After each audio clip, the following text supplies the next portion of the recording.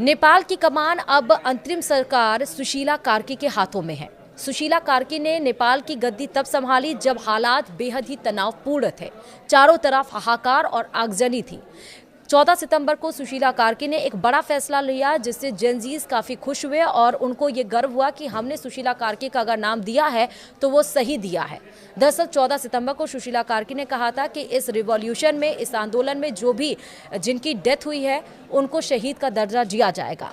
लेकिन आज उससे बिल्कुल उलट खबर आई जब ये खबर आई कि जेनजीज 3 दिन के बाद अब सुशीला कार्की के खिलाफ सड़कों पर आंदोलन करते हुए आपको दिखाई पड़ेंगे। एक बार फिर से हजारों की संख्या में जेनजीज सड़कों पर उतरेंगे, लेकिन इस बार सुशीला कार्की के खिलाफ।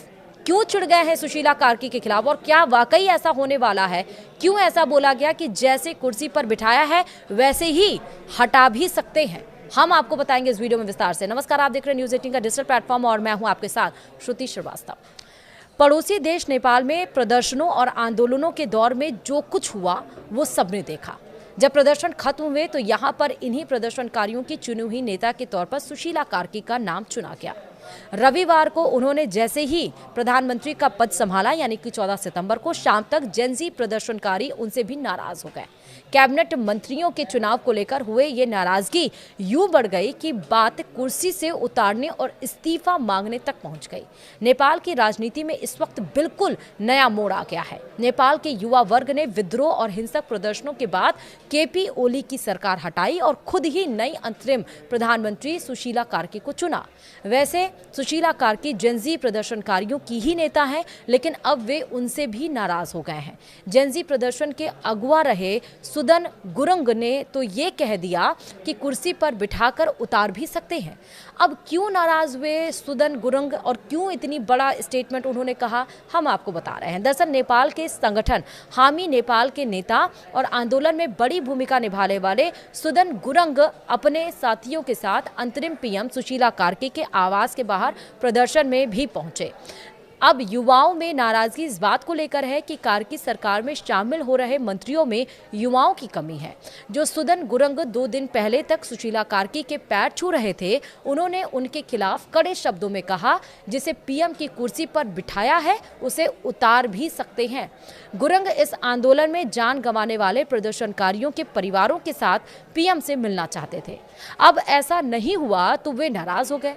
ये तो एक मामला है। दरअसल बताया ये भी जा रहा है कि सरकार में मंत्रियों के चुनाव की प्रक्रिया में युवा आंदोलनकारियों की राय न लेने की वजह से सुदन गुरुंग खफा हैं। फिलहाल सुशीला कार्की के मंत्रिमंडल के 3 मंत्रियों का चुनाव हुआ है, जिससे भी युवा प्रदर्शनकारी खुश नहीं है। खासतौर पर गृह मंत्री के तौर पर ओपी आराल का नाम उन्हें पच नहीं रहा है। इसके अलावा रामेश्वर खनाल को वित्त मंत्री और कुलमन घिनसिंग को ऊर्जा मंत्री बनाया जा सकता है। जेनजी प्रदर्शनकारियों का कहना है कि ओपी अरियाल को बात करने भेजा गया था और वे खुद ही मंत्री बन गए और कैबिनेट में युवा प्रतिनिधित्व नहीं दिख रहा है। अब आगे क्या होगा ये तो समय बताएगा, लेकिन फिलहाल नेपाल की राजनीति में अस्थिरता ही नजर आ रही है। तो क्या एक बार फिर से जिस तरह केपी ओली सरकार के समय में हुआ, जेनजी ने रिवॉल्यूशन किया, ना सिर्फ सोशल मीडिया बैन को लेकर बल्कि भ्रष्टाचार को भी लेकर, और 5 साल में 3 बार जो सरकार बदली उससे जेनजीज यानी युवा जो देश के भविष्य कहे जाते वो ऊब चुके थे। भ्रष्टाचार का खेल धड़ल्ले से चल रहा था, इसलिए उन्होंने सोचा कि प्रदर्शन करें और अपनी चुनी हुई सरकार, अपने द्वारा सुझाए गए नाम को हम सरकार में बैठाएं ताकि काम सही से चले, नेपाल की तरक्की हो।